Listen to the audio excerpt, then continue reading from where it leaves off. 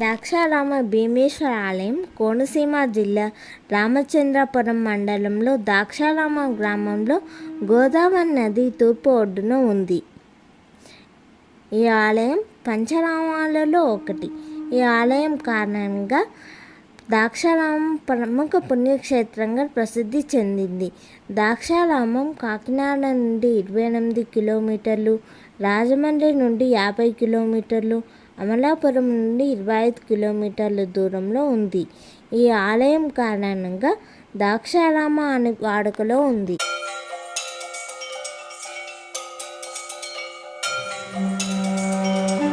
ద్రాక్షారామం అంటే దక్ష ప్రజాపతి నివాసం. దక్ష ప్రజాపతి శివుని మామ, సతీ పార్వతీదేవి తండ్రి, శివుని ఆధ్యాత్మిక జీవిత భాగస్వామి. ఇది స్కంద పురాణంలో వివరించబడింది. ద్రాక్షారామ ఆలయాన్ని దక్షిణ కాశీ అని కూడా అంటారు. ఈ ఆలయం పంచరామాలలో ఒకటి, 18 శక్తిపీఠాలలో ఒకటి కనుక ఇది శివక్షేత్రంగాను శక్తి క్షేత్రంగాను ప్రసిద్ధి చెందింది. ద్రాక్షారామం ఎలా వెళ్ళాలో ఇప్పుడు తెలుసుకుందాం. ఇతర రాష్ట్రాల నుంచి విమానాశ్రయం ద్వారా వచ్చేవారు రాజమండ్రి విమానాశ్రయంలో దిగి అక్కడి నుంచి బస్సు లేదా క్యాబ్ ద్వారా ద్రాక్షారామం చేరుకోవచ్చు. రైలు మార్గంలో వచ్చేవారు రాజమండ్రి లేదా సామర్లకోట స్టేషన్లలో దిగి ట్యాక్సీ, ఆటో, బస్సు మార్గాల ద్వారా వెళ్ళవచ్చు. ఇక్కడ పరమశివుణ్ణి ఆత్మలింగం అని అంటారు. ఎందుకు ఆత్మలింగం అని అంటారో ఇప్పుడు తెలుసుకుందాం.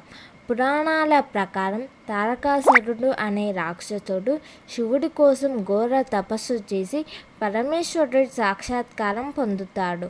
తారకాసురుడి భక్తికి మెచ్చిన పరమేశ్వరుడు ఏం వరం కావాలి అని అడగక ఆత్మలింగం కావాలని కోరుకుంటాడు. దీంతో శివుడు తారకాసురుడి ఆత్మలింగాన్ని వరంగా ప్రసాదిస్తాడు. బాలకుడి చేతిలో తప్ప మరెవ్వరి చేతిలోనూ తనకు మరణం ఉండకూడదనే వరాన్ని కూడా తారకాసురుడు పొందుతాడు. బాలకుడు తనకును ఏమి చేయలేరనే భావనతో ఈ వరాన్ని కోరుకుంటాడు. పరమేశ్వరుడు ప్రసాదించిన ఆత్మలింగాన్ని తన గొంతులో దాచుకుంటాడు. ఆ వర గర్వంతో దేవతలను, ఋషులను, ప్రజలను అనేక ఇబ్బందులకు గురి చేస్తాడు. తారకాసురుడి ఆగడాలను తట్టుకోలేని దేవతలు విష్ణువు వద్దకు వెళ్ళి రక్షించమని వేడుకుంటారు.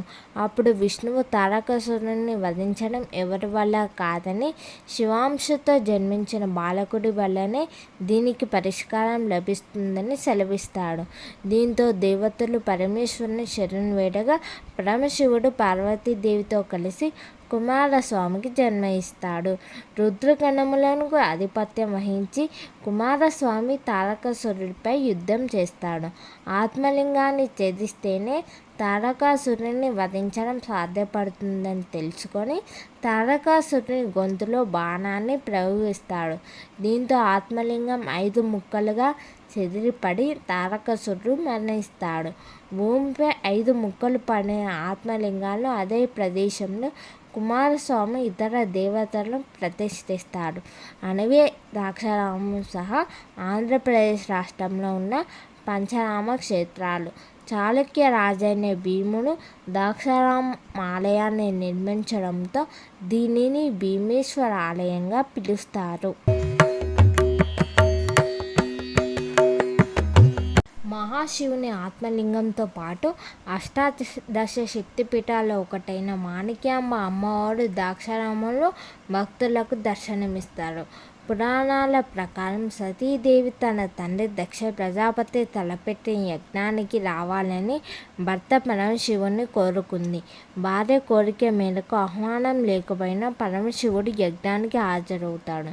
శివుని ఎప్పుడూ ద్వేషించే దక్షుడు యజ్ఞశాలలోనే ఆయన్ని అవమానిస్తాడు.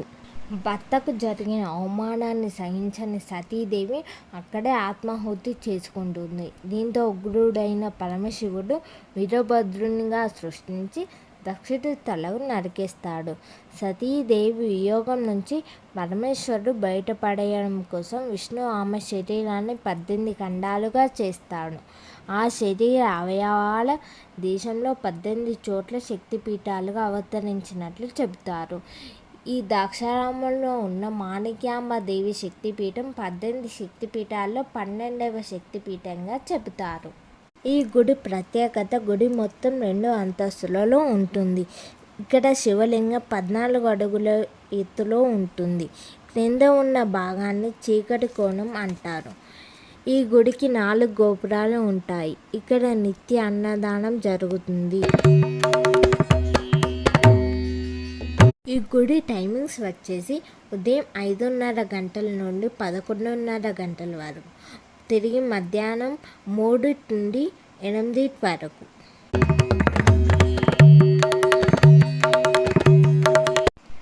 ఇక్కడ స్టే చేయాలి అనుకుంటే రూమ్స్ అవైలబుల్గా ఉంటాయి. దేవస్థానంలో ఎంట్రీ టికెట్ 50 రూపాయలు ఉంటుంది.